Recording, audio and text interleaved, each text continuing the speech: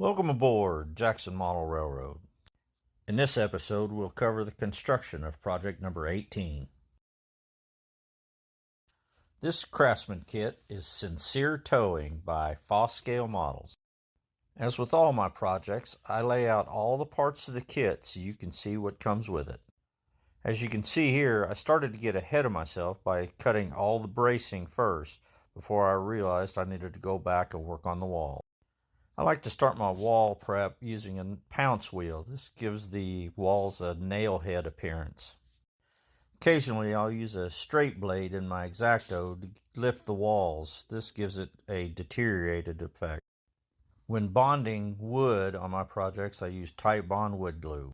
Here I'm attaching the bracing in order to give the walls rigidity whenever I do the stain and painting. I use a 10% India ink, 90% alcohol mixture to make my own stain.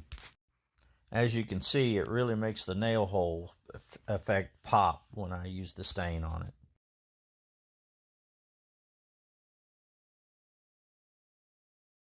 I've chosen a parchment color for my walls.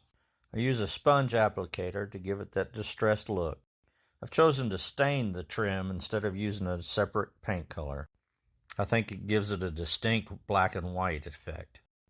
I've attached the doors, windows, and signage before constructing the walls. Here I'm using my magnetic jig to square up pairs of walls.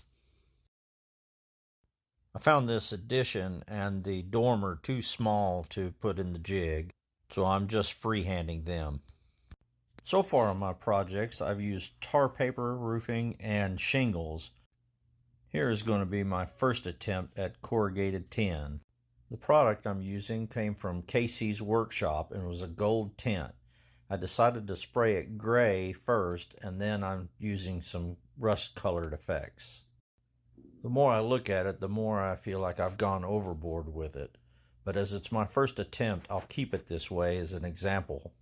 Here's the finished product for project number 18. FOS scale models, Sincere Towing.